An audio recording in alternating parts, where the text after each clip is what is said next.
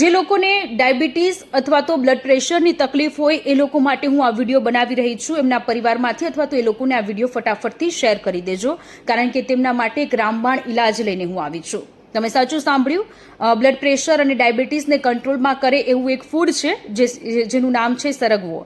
આપણે સૌ સરગવો ખાતા હોઈશું. સરગવાની કઢી બનતી હોય છે, તેનું શાક બનતું હોય છે અને સરગવાના ઘણા બધા ફાયદા પણ હોય છે. ટાઈપ 2 ડાયાબિટીસ અથવા તો જે લોકોને બ્લડ પ્રેશરની તકલીફ હોય છે, કેન્સર થવાનું જોખમ પણ ઘટી જતું હોય છે સરગવો ખાવાથી.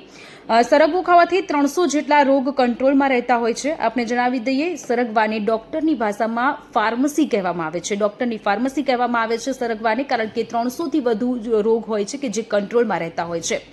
વૈજ્ઞાનિક ઢબે આપણે સમજીએ સરગવામાં શું હોય છે કે જે આપણા શરીર માટે ફાયદાકારક હોય છે. સરગવામાં એન્ટીઓક્સિડન્ટ્સ હોય છે જે આપણા શરીરમાં ફ્રી રેડિકલ્સને દૂર કરે છે. ફ્રી રેડિકલ્સ આપણા શરીરમાં જો વધી જતું હોય છે તો ટાઈપ 2 ડાયાબિટીસ થવાની સંભાવનાઓ વધતી હોય છે અને હૃદયરોગનો હુમલો આવે તે પ્રકારની પણ સંભાવનાઓ વધી જતી હોય છે. એટલા જ માટે સરગવો ખાવો જોઈએ. સરગવામાં એન્ટીઓક્સિડન્ટ હોય છે કે જે બ્લડ પ્રેશરને કંટ્રોલમાં રાખે છે અને આ સરગવો ખાવાથી કેન્સરનું જોખમ પણ ઘટતું હોય છે. પરંતુ હા, સરગવો ઘણા બધા લોકોને ન પણ ખાવો જોઈએ.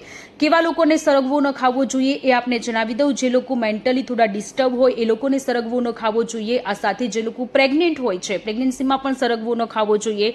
જે લોકો નવજાત બાળકને જન્મ આપે છે આફ્ટર પ્રેગ્નન્સી, સુવાવડ સમયે પણ સરગવો ન ખાવો જોઈએ. ડૉક્ટરની સલાહ બાદ સરગવો ખાવો જોઈએ. આ સાથે જે પણ માતાઓ બ્રેસ્ટ ફીડિંગ કરાવતી હોય છે તેમના નાના બાળકોને, તે લોકોને પણ સરગવો ન ખાવો જોઈએ. આ માહિતી તમને કેવી લાગી ચોક્કસથી કોમેન્ટમાં કહેજો અને આ વિડીયો બને એટલો શેર કરો, સેવ કરો.